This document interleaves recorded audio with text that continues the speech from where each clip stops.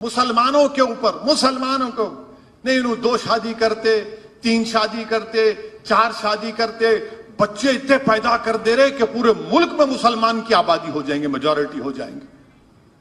मैं बीजेपी वालों को और आरएसएस के लोगों से कहना चाह रहा हूं, और जो मुसलमानों से नफरत करते हैं, आप मुसलमानों से नफरत नहीं बल्कि आप भारत से नफरत कर रहे हैं। ये बोलते कि आप नहीं, आप कैसा 2-2 शादियां करते।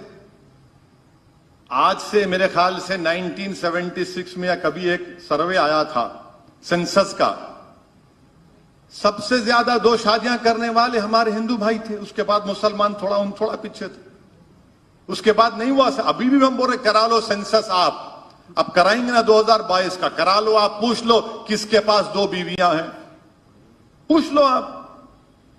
मगर नहीं, आप 2 कैसा करेंगे, 3 कैसा करेंगे, 4 कैसा करेंगे। अच्छा, फिर आप जो बोलते ना ये लोग शादी का, आपको मालूम के नॉर्थ ईस्ट में कबाइल इलाके हैं, इनको भारत के आईन में प्रोटेक्शन दिया गया, और वहां पर वहां की खवातीन क्या करती हैं, 2-2 शौहर, 3-3 शौहर रखती हैं।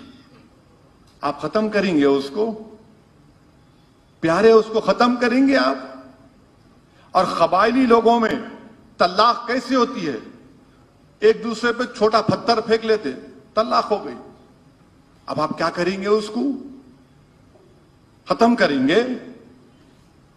गोवा में अगर किसी हिंदू को, हमारे हिंदू भाई को शादी के बाद बेटा नहीं हुआ या औलाद नहीं हुई और बीवी की उम्र 25 और 30 साल की होगी, तो दूसरी शादी कर सकता हूं उन्हें, उसको बदलेंगे आप गोवा के कानून को। यानी आप ये समझ रहे कि हमारी नफरत में ये सब कर लेंगे, मगर याद रखिए क्या करेंगे उसका आप। और फिर नहीं, सिर्फ मुसलमानों के ऊपर, मुसलमानों को नहीं, इन्हों 2 शादी करते, 3 शादी करते, 4 शादी करते, बच्चे इतने पैदा कर दे रहे कि पूरे मुल्क में मुसलमान की आबादी हो जाएंगे, मेजॉरिटी हो जाएंगे।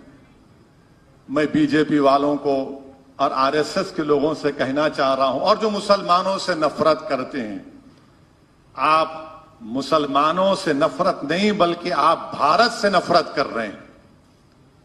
आज ही आया कि नेशनल फैमिली हेल्थ सर्वे 5 की रिपोर्ट है कि टीएफआर गिर चुका है, यानी आबादी गिर रही है, आबादी गिर रही है। अब 2 बच्चों का कानून बनाए तो देश का नुकसान है, देश का नुकसान है। अब इस पर क्या बोलेंगे नरेंद्र मोदी, अमित शाह, आरएसएस, संघ परिवार के लोग, बहुत पैदा कर रहे। अरे कहां पैदा कर रहे, आप ही की रिपोर्ट है, गिर गया, टीएफआर गिर चुका है। कहां टीएफआर बढ़ के है, वो नॉर्थ ईस्ट स्टेट्स में है, थोड़ा बिहार में है। वो बिहार में है तो खाली अख्तरुल ईमान शाहनवाज की वजह से नहीं है, सबकी वजह से है, सबका कंट्रीब्यूशन है उसमें।